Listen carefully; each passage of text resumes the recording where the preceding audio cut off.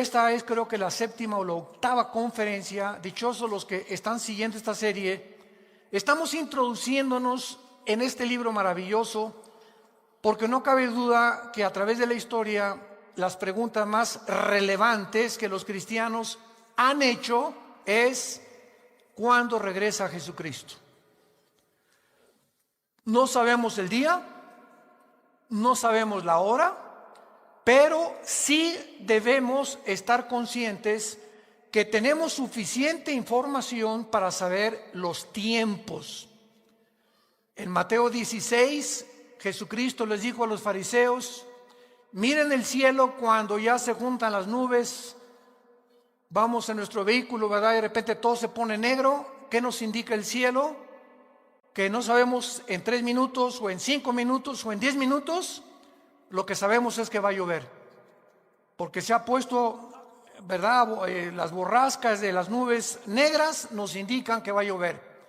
Así dijo Jesús: cuando veamos las señales que se encuentran claramente en la Biblia, debemos saber que nos encontramos en los últimos tiempos.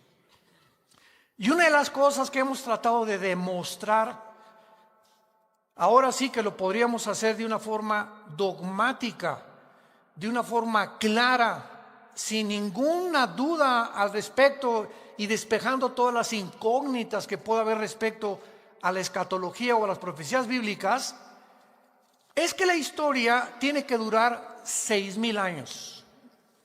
Estoy haciendo un repaso rapidísimo de las 7 conferencias que llevamos o 6 conferencias que llevamos de esta serie. La historia tiene que durar 6,000 años. Muy bien. En la Biblia hay 2 medidas de tiempo de Dios. Uno, la semana de 7 días. Porque en 6 días Dios creó y el séptimo descansó.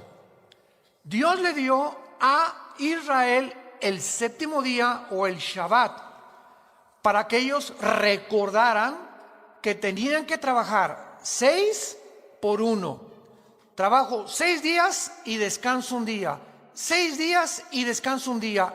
Este es el reloj cronológico de Dios, no solamente para la historia, sino para nuestra salud.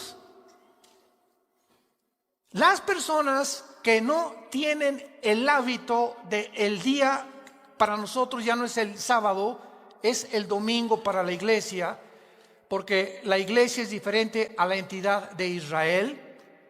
Las personas que no tienen el bendito hábito del domingo o el día, si tú trabajas en un hotel el domingo o en tu Uber el domingo, pues el lunes es tu día de descanso, necesitamos después de cada 6 días descansar un día. Y esta es la razón, damas y caballeros, familia de Dios, por la cual la enfermedad número 1 del siglo XXI, de acuerdo a las clínicas más prestigiadas médicas como la clínica Mayo en Rochester, el Hospital Hopkins de Estados Unidos, las clínicas de Inglaterra, concluyeron hace 3 o 4 años que el factor denominador principal de los problemas mentales y físicos del ser humano en el siglo XXI, ¿cuál creen que es la causa? El estrés.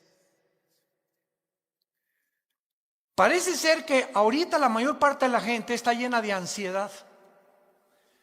Hay muchísima ansiedad en los seres humanos.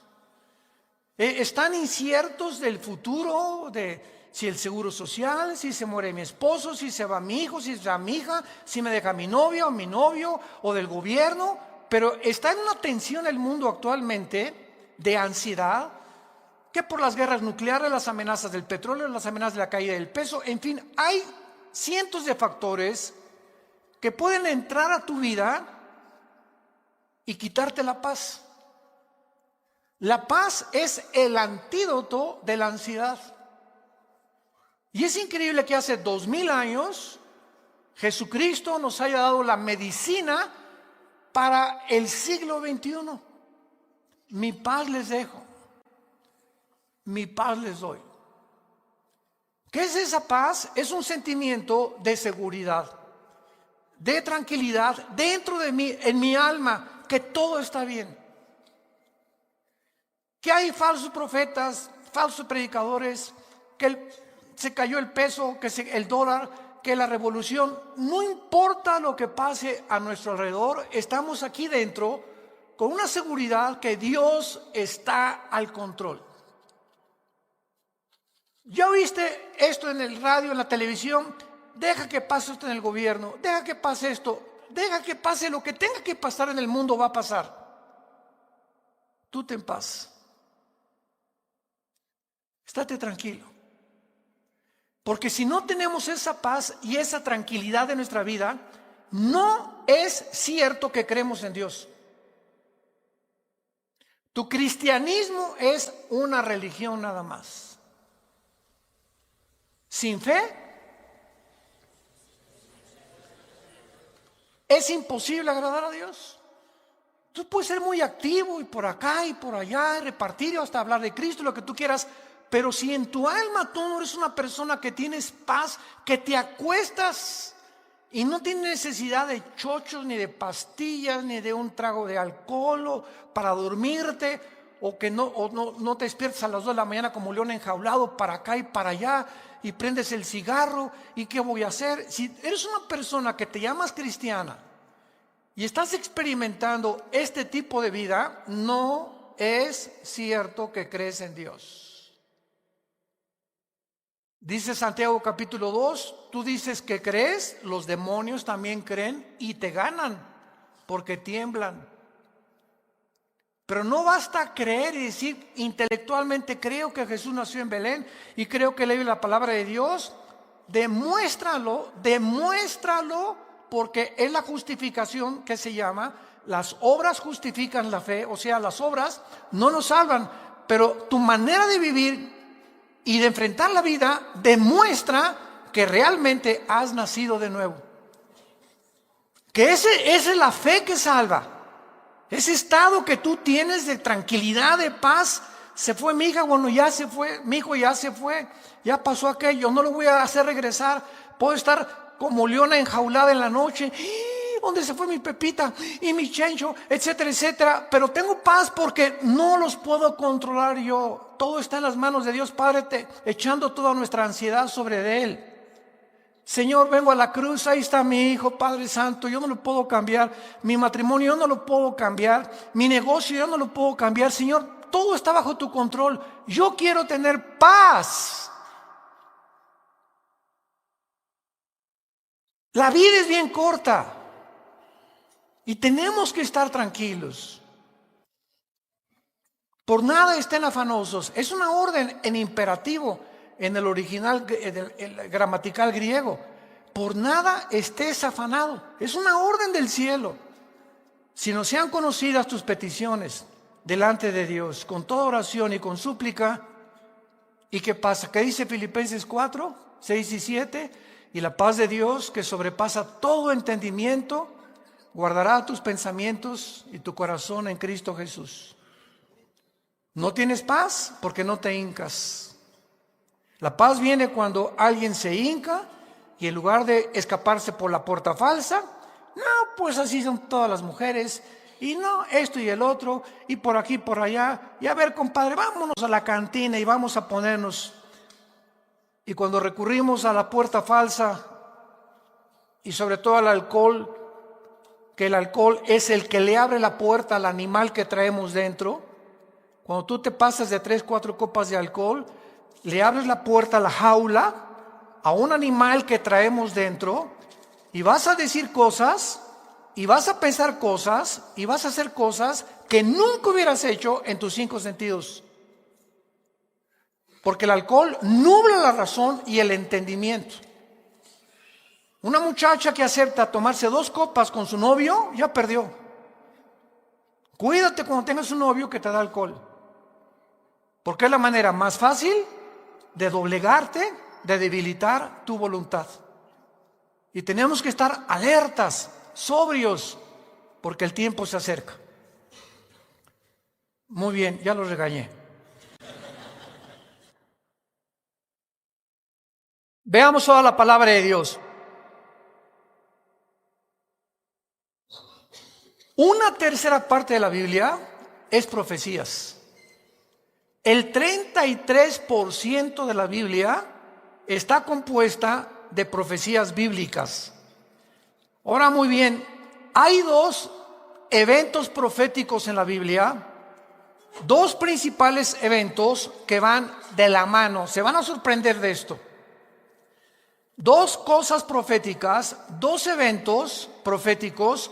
Uno ya sucedió, y porque ya sucedió, el otro tiene que suceder, porque los dos van de la mano.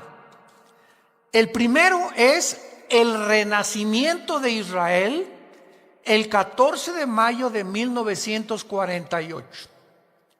Es el primer evento profético que se tenía que cumplir para que se cumpliera el segundo evento profético, que es el más importante para todos nosotros. Y me refiero al arrebatamiento de la iglesia, al rapto de la iglesia. Si Israel no hubiera regresado a su tierra en 1948, el rapto no podría suceder. Porque para que sucediera el rapto, primero Israel tenía que estar en su tierra. Ahora, ¿por qué estos dos eventos van de la mano?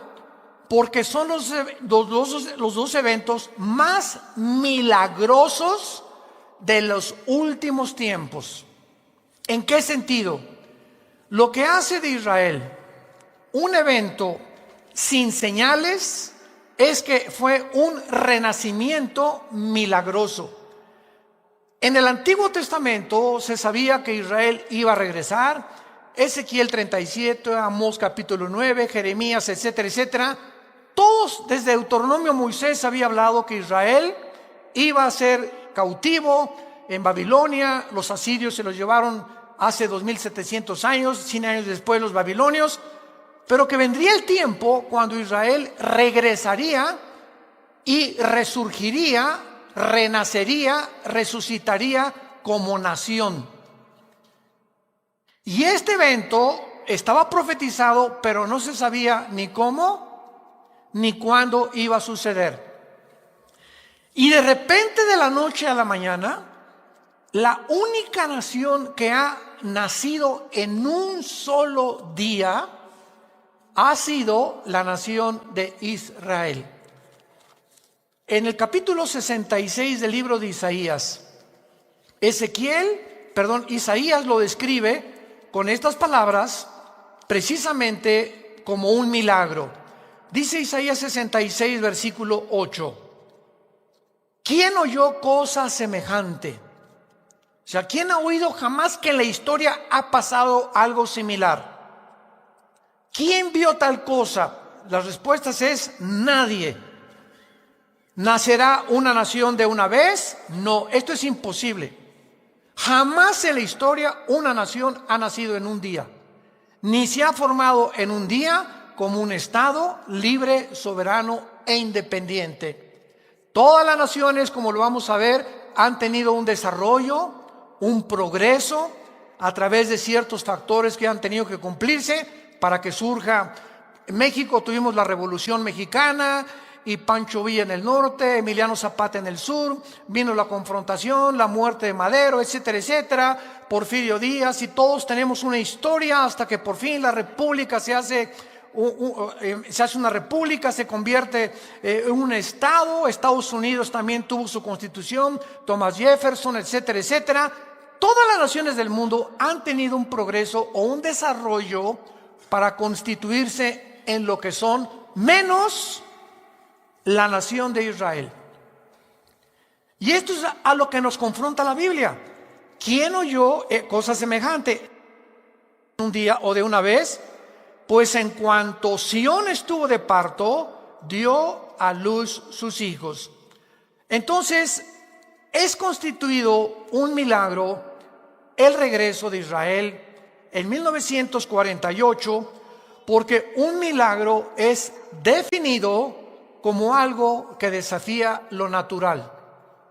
Para que sea milagroso, tiene que ser un desafío a las leyes naturales o la capacidad de la comprensión humana. Por eso un milagro se clasifica como milagro cuando desafía lo natural y cuando va más allá de nuestra comprensión. Israel fue un milagro que en un día se pudiera determinar que se constituyera en una nación. Ahora muy bien, lo que hace también de Israel un milagro es que ninguna otra nación jamás en la historia, número 2, ninguna otra nación en la historia jamás ha regresado a su tierra después de haber sido dispersada por más de una generación. Estamos compartiéndoles a todos ustedes, damas y caballeros y familia de Dios, cosas que tal vez nunca habías considerado. Están en la Biblia. Y lo hemos oído así, pero nunca nos habíamos detenido a considerar estas cosas detenidamente, proféticamente, para poder evaluar el significado tan profundo que tiene a la luz de los tiempos que estamos viviendo. Y esta es la razón de esta serie, Conociendo los Últimos Tiempos, de que comencemos como cristianos a ubicarnos, a examinar las cosas que parecían superficiales desde un punto de vista anteriormente, pero que ahora el Espíritu Santo quiere que nos concentremos y las desenterremos y nos demos cuenta del valor que tienen a los ojos de Dios y a los ojos de tu vida también. Porque ya cuando tú comienzas a evaluar estas cosas, dices, Dios mío, realmente nos queda poco tiempo. Nos queda bien poquito tiempo, tal vez menos tiempo del que queremos nosotros creer que va a suceder. Israel fue sacada de su tierra en el año 70 de nuestra era cristiana. 70 años después de que Cristo muere, viene Roma con el general Tito, y en el año 135, otra vez después, como 40, 50 años después, llegan los romanos por segunda vez, 2 veces, y arrasan completamente Jerusalén. Sacan a todos, a la mayoría de los judíos. Los judíos se van a Rusia, África, México, Guatemala, por todos lados son dispersados, y por casi 2000 años los judíos. En Rusia, pues es lógico que si vas a Rusia y tienes ahí 5 o 10 años y hablas español y no lo practicas, pues hasta el español se te olvida y acabas hablando ruso. Si te vas a Alemania 5, 10, 15 años, 20 años, acabas hablando alemán. Nosotros aquí en Latinoamérica, los mexicanos, cruzamos la frontera con Texas. Mi esposa y yo, que vivimos en Texas desde hace ya como 12 años, nos hemos dado cuenta que el 90% de nuestros paisanos ya se les olvidó el español. O si hablan un español que es mezclado con muchas cosas norteamericanas. Y el fenómeno es muy interesante, ¿verdad? Porque tenemos que comprender esto para ver por qué es este fenómeno. Las familias que cruzan a Estados Unidos no quieren ser identificadas que no sean norteamericanos por el racismo que hay. Entonces, mientras más chiquitos hablen inglés, más rápido creen ellos que los van a considerar parte de la familia norteamericana. Y la familia norteamericana también todos son refugiados. Todos llegaron a Estados Unidos, alemanes, ingleses, franceses, italianos. No hay en Estados Unidos alguien que se llame verdaderamente norteamericano, porque los únicos ahora sí que norteamericanos son los apaches, los cherokees, los sioux, los indígenas que formaron y que pasaron por el estrecho de Bering de Asia y poblaron Estados Unidos, México, Centroamérica y Sudamérica.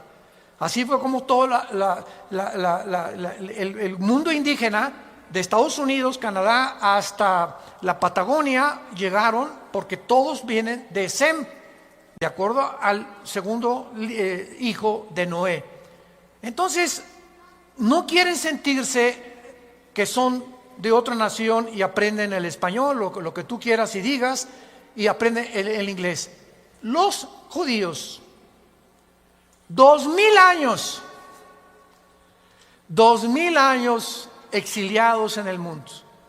Nunca se les olvidó su idioma, nunca fueron absorbidos por ninguna nación, porque acuérdense ustedes que al pasarte a otra nación, te adaptas a la cultura de esa nación, pues para desarrollarte mejor socialmente también, más rápido aprendes sus historias, su cultura, etcétera, etcétera, porque es lo que nuestros hijos van a aprender también. Pero los judíos, en cualquier lugar a donde fueron del mundo, jamás olvidaron su religión, su adoración, ni su idioma. Y cuando las Naciones Unidas, por fin, sacan del Medio Oriente a los ingleses, en 1923, el general Allenby llega a Jerusalén y saca a los últimos musulmanes, que era el imperio turco, otomán turco, se declara a Israel el 14 de mayo de 1948, el Estado libre, soberano e independiente en un solo día. A las 5:30 de la mañana nombran a David Ben Gurión el primer ministro de Israel, y ante los ojos del mundo entero, después de la masacre de los nazis, se dan cuenta que ellos tenían el deber y la calidad moral para regresar a vivir a su tierra. Y esto es maravilloso porque cuando llegan ellos a Israel el 14 de mayo de 1948, lo vamos a ver más adelante. Estoy dándoles una síntesis rápida. ¿Por qué en 1948? ¿Acaso Dios tiene coincidencias o cayó de chiripazo que fuera en el 48? ¿Por qué no en el 47? ¿O por qué no en el 49? Cada fecha que Dios tiene en la Biblia es significativo. Escuchen esto.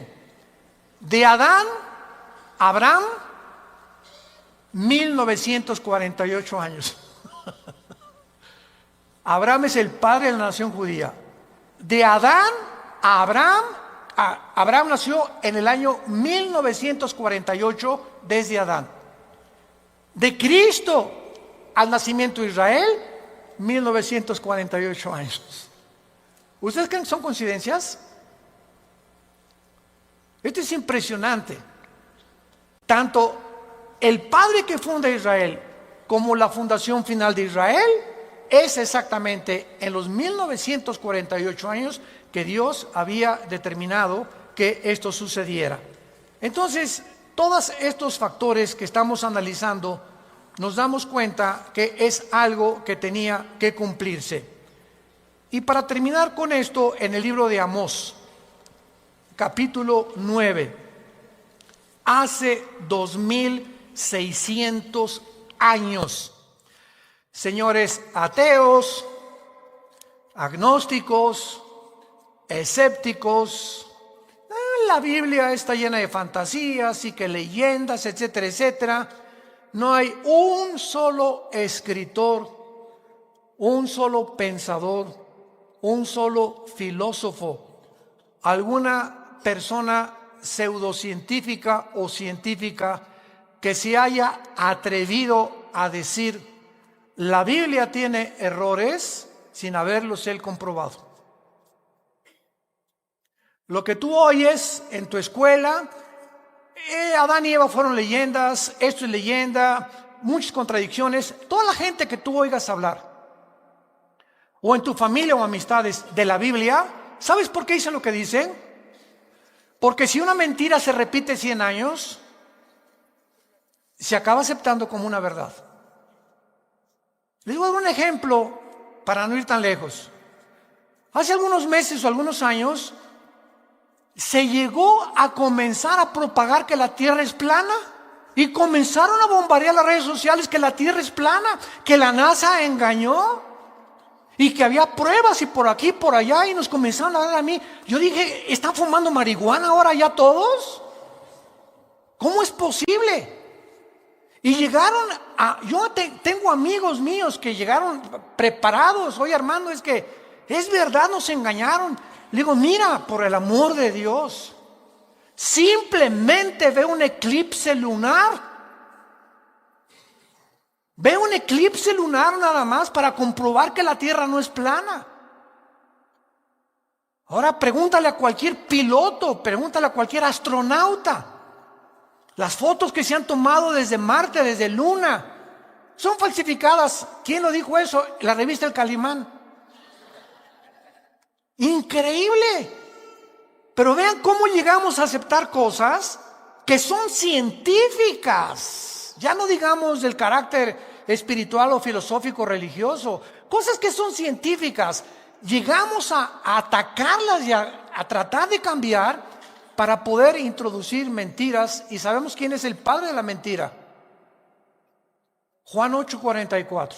Satanás. Llegar a confundir completamente las mentes. Y en un momento con los estudiantes ya de secundaria, pues ¿qué es verdad entonces? Lo que nos enseña, lo que no nos ha enseñado. Ahora, con que la tierra es plana, ¿será cierto? ¿Será melón, será sandía? ¿Será, ya sabes?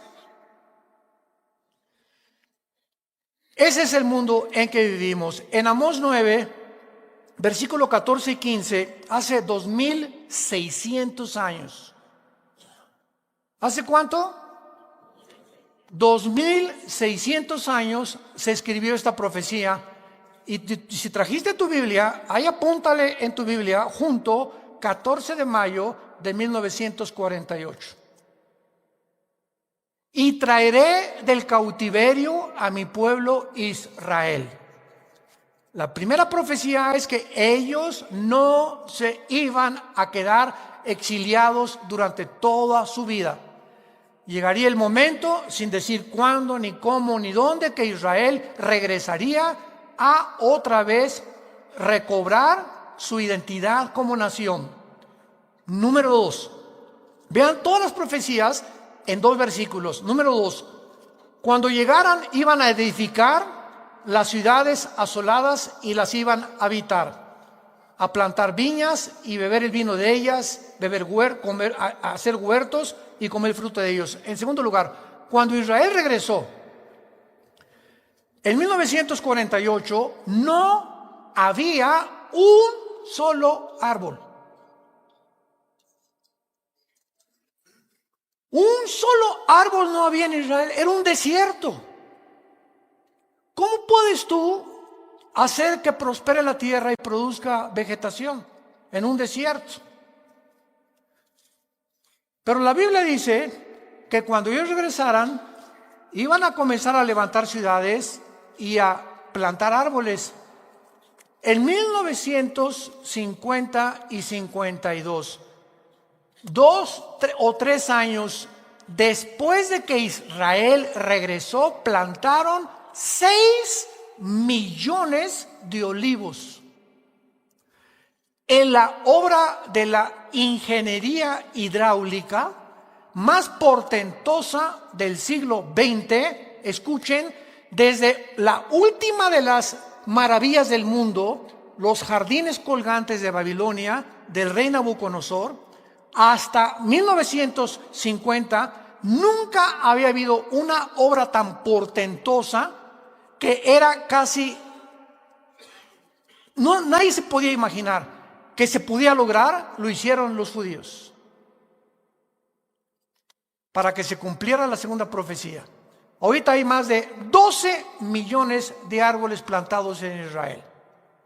Impresionante.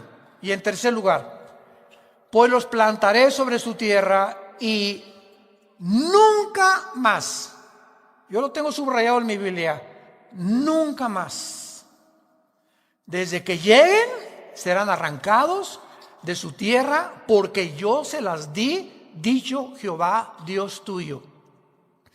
Cuando nosotros vemos la concentración de la Biblia de la nación de Israel, lo primero que mucha gente se pregunta es, ¿y por qué Israel? ¿Y por qué no México? ¿O por qué no Francia? ¿Qué son especiales los judíos? Ay, sí, ¿y por qué no los italianos? ¿O por qué no los rusos? Mira, simplemente Dios es soberano A él le dio la gana, es lo que significa la palabra soberano, escoger un puntito chiquito geográfico, porque si tú vas a un mapa, Israel es del tamaño del estado de Nueva Jersey, de Estados Unidos. Es un puntito insignificante en el Medio Oriente, donde Dios lo nombra en Ezequiel 5, versículo 5, el ombligo del mundo. La palabra que se dice Israel está en el Jerusalén, en el centro de la tierra. Esa palabra centro, en Ezequiel 5:5, es la palabra hebrea ombligo. Y ahí Dios concentra que sea el centro de todo lo que iba a pasar desde el principio hasta el final. ¿Con qué propósito?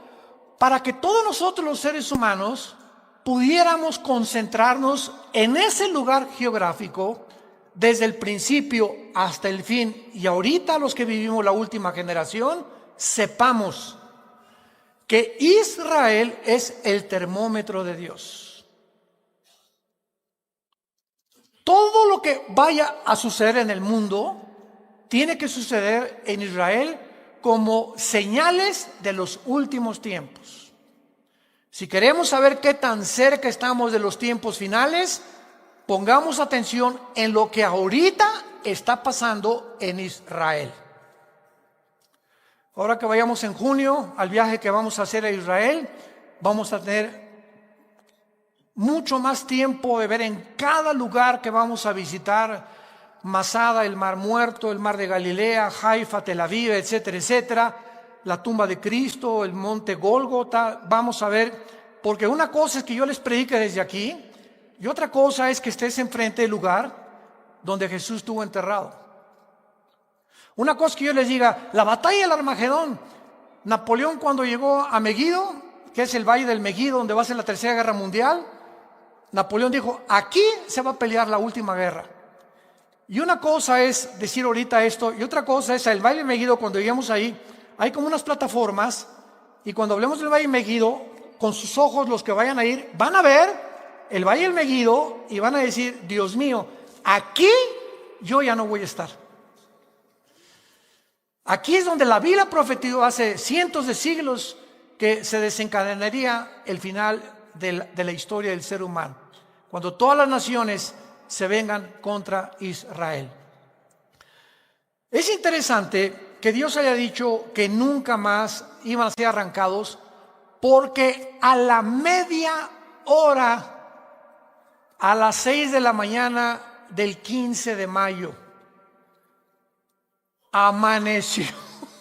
El 14 de mayo, David Ben Gurión mandó por el radio, somos un estado libre, soberano, independiente. Se cumplía Amós, Ezequiel 37, 14, 15, etcétera, etcétera.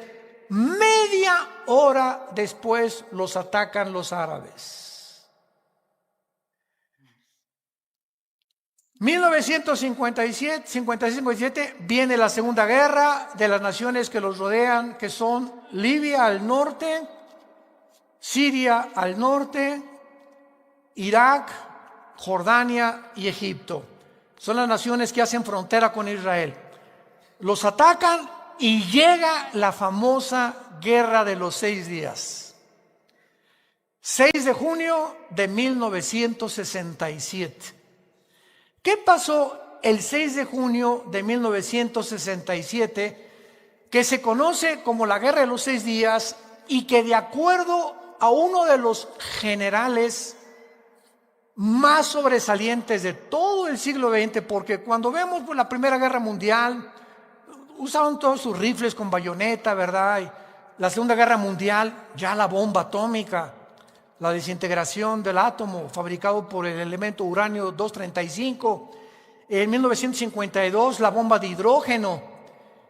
Y cuando llegó la guerra del Golfo Pérsico, 1990-91, que Saddam Hussein, ¿se acuerdan?, invadió Kuwait, poniendo como pretexto que tenía una deuda de petróleo que no les habían pagado, que lo único que quería era apoderarse del petróleo y apoderarse del Medio Oriente. El papá Bush, el expresidente del papá del que fue presidente, organizó una coalición de 29 naciones para ir a sacar a Saddam Hussein de Kuwait.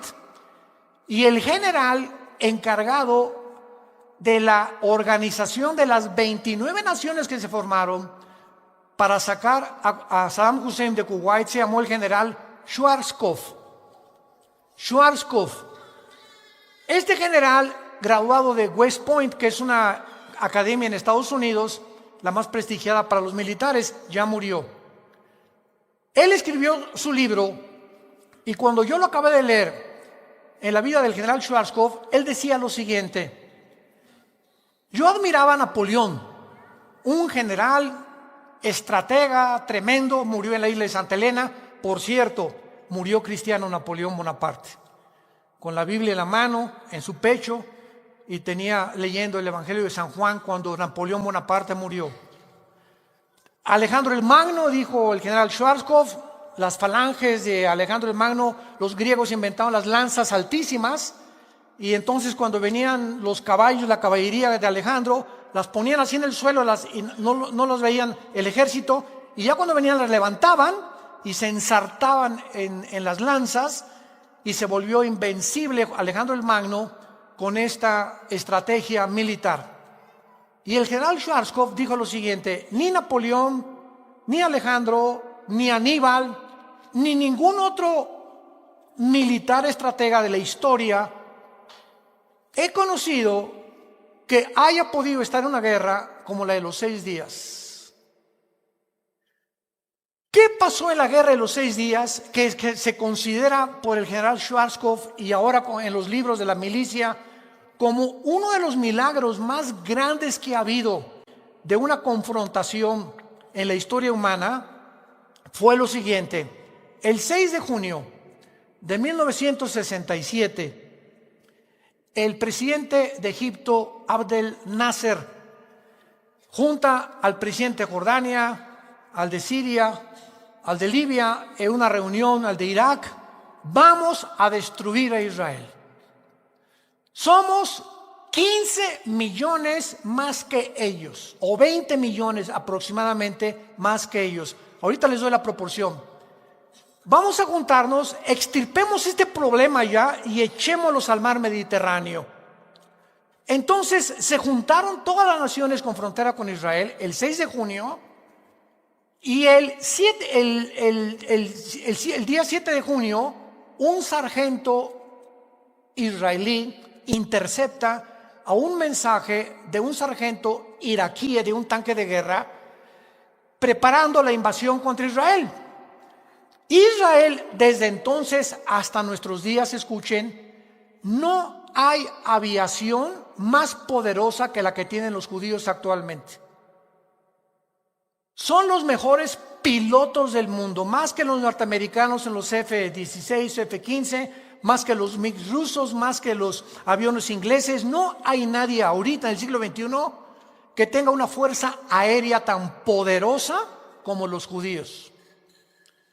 En 1967 no tenían los F-35 que tienen ahorita. Imagínense nada más, que ya son unos superaviones de combate. Vamos a Israel y vamos a ir. Están las 24 horas patrullando el espacio aéreo. Las 24 horas. ¿Y dónde creen que tienen los aeropuertos? No va a ser en Tel Aviv, ahí vamos a aterrizar, ahí aterrizan todos los vuelos internacionales, los tienen debajo de la tierra. Hay por todo Israel túneles impresionantes de donde salen los aviones. Y los cierran y los tapan, los camuflajean. Bueno, 6-7. El 8 de junio, los pilotos judíos se suben a 6 aviones. Y a las 5 de la mañana, cuando los egipcios estaban dormidos, y los jordanos estaban dormidos, y los sirios estaban dormidos, en los 6 aviones los judíos destrozan toda la aviación de Egipto, la aviación de Jordania, la aviación de Siria, en menos de 1 hora. Una vez que acaban completamente con toda la aviación de todos sus enemigos en un día, desde arriba del aire, ahora ellos controlan el aire. Y el que controla el aire, controla la guerra. ¿Hay alguna relación espiritual? Cuando usamos la oración, que es desde el aire, controlamos la tierra. Cuando tú oras, te elevas a la dimensión espiritual para que tu hijo sea protegido, para que tu matrimonio sea protegido. Bueno, esto solamente es una similaridad que quiero usar, ¿verdad? Pero una vez que dominamos el aire, podemos dominar la tierra, porque en todas enseñanzas espirituales, entonces los judíos destrozan completamente toda la artillería, para no hacérselas más largo. El sexto día de la guerra, los judíos habían entrado a la península del Sinaí. Habían llegado a las colinas del Golán, que es la frontera con Siria, al norte del mar de Galilea. Toda la franja de Gaza era de ellos, y el banco oriental, donde es ahorita Jericó, lo que es Judea en el Antiguo Testamento. El sexto día, la Liga de Naciones, en aquel tiempo que se convirtió en las Naciones Unidas, le mandó un recado al general Moshe Dayan, porque también llegaron por primera vez en 2000 años a la ciudad de Jerusalén. Reconquistaban la ciudad de Jerusalén y le dijeron al general Moshe Dayan: ya párale, deténganse, porque si no va a haber un conflicto mucho mayor. ¿Saben por qué terminó la guerra en 6 días? Porque el séptimo tenían que descansar.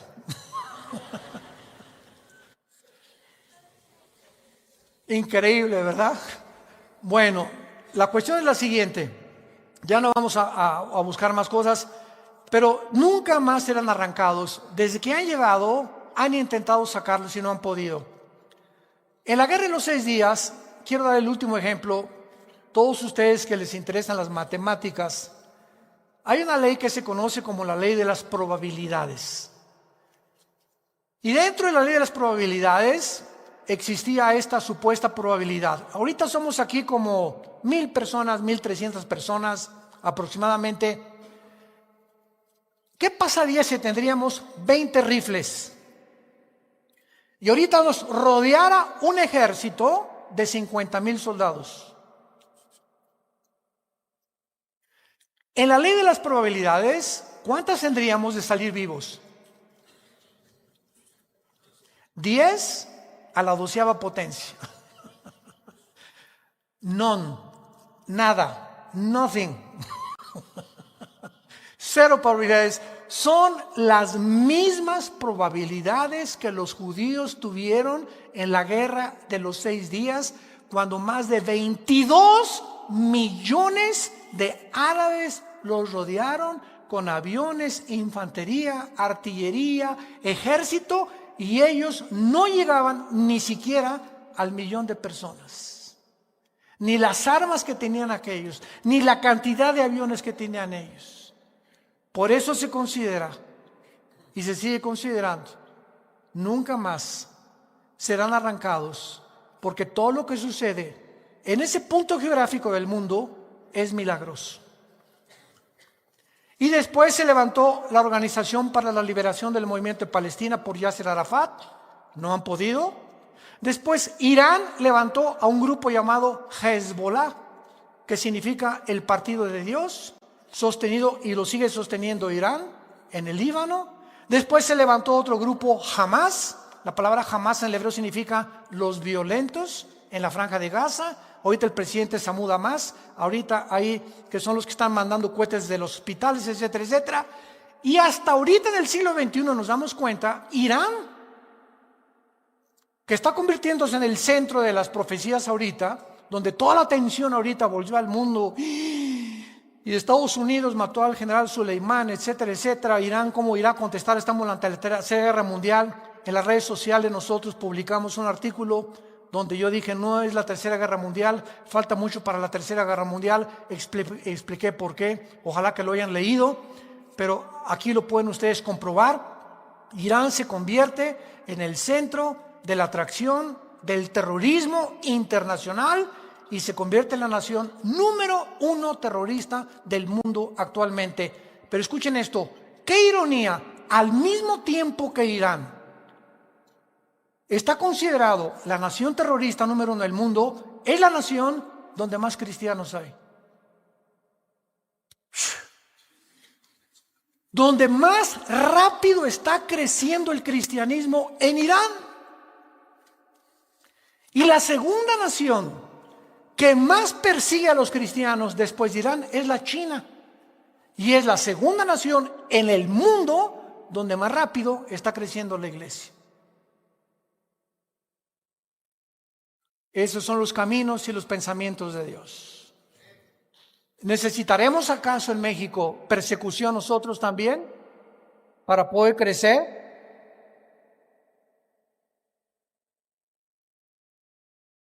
Ahora, de acuerdo a las profecías bíblicas, que ya no quiero adentrarme más, lo vamos a seguir viendo en esta serie, en Jeremías 49, del 32 en adelante, hace 2500 años, el profeta anunció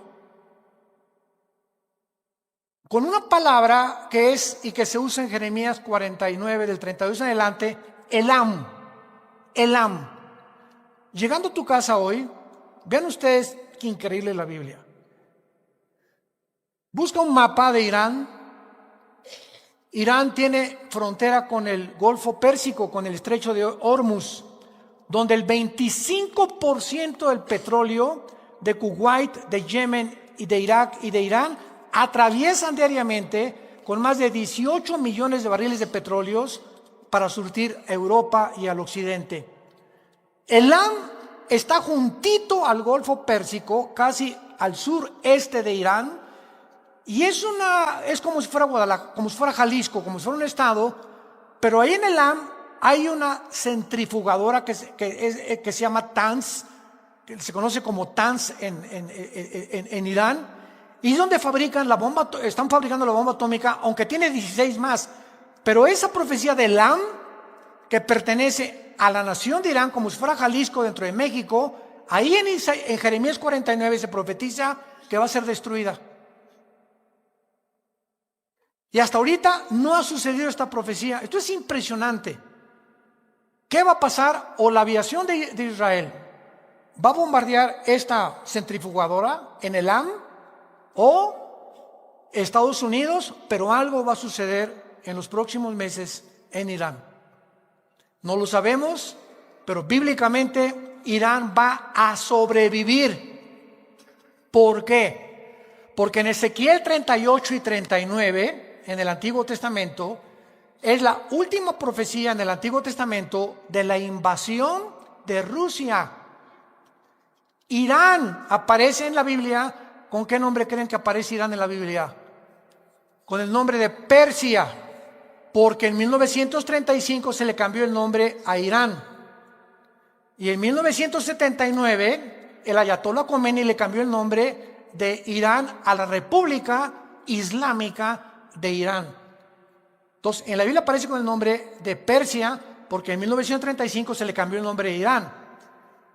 Pero en la Biblia, Rusia, Irán, Turquía, Argelia, junto a Libia, al norte de África, Libia, Sudán y otras naciones como Afganistán se van a unir a Rusia para invadir Israel.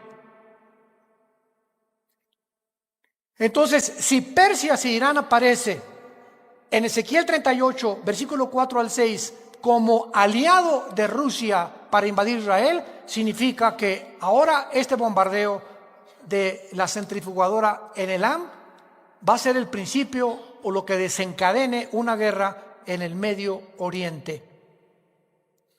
Pero una guerra nuclear no la habrá hasta después. Van a ser guerras que van a afectar el petróleo, van a afectar muchas cosas. Va a haber otra guerra en el Salmo 83, que va a ser antes de Ezequiel 38, donde las naciones con frontera con Israel, árabes van a atacar a Israel. Israel va a ganar de acuerdo al Salmo 83.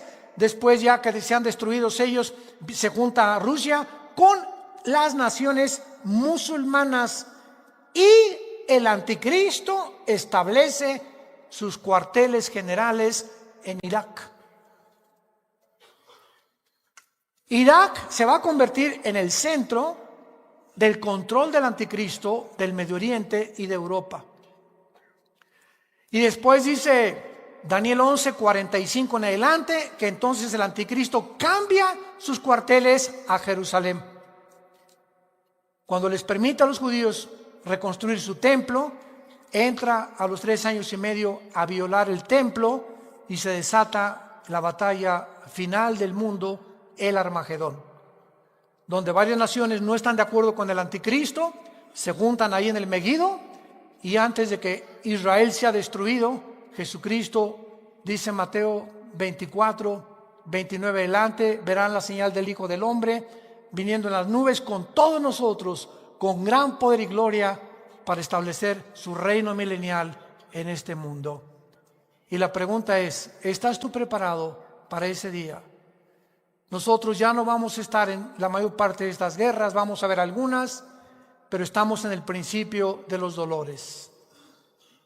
Explosión volcán, se aventó el Popo, tantas erupciones, fumarolas hace una semana, en Filipinas, otro volcán, y todo Australia, casi el 70% quemándose, California quemándose, inundaciones, tsunamis. 1 billón de animales murieron en Australia. 1 millón de animales han sido extinguidos actualmente en el mundo. Los incendios en el Amazonas, ¿qué está pasando en el mundo? Los climas ya no son climas, ya no hay primavera, verano, otoño, invierno. Santos de Dios, familia de Dios, abramos los ojos. Ya abre los ojos y ve la realidad del mundo que estamos viviendo, que son campanadas del cielo anunciándonos, vengo por ustedes. Me fui a preparar lugar para ustedes, pero les prometí que vendría por ustedes.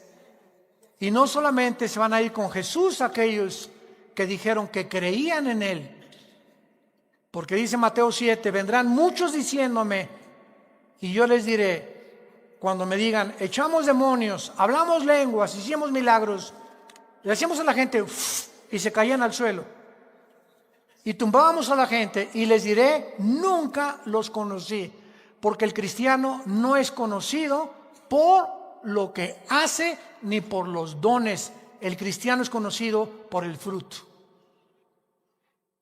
Los dones y los milagros se pueden imitar, pero el fruto del cristiano no se puede imitar. Y el primer fruto del cristiano es el amor, el gozo, la paz.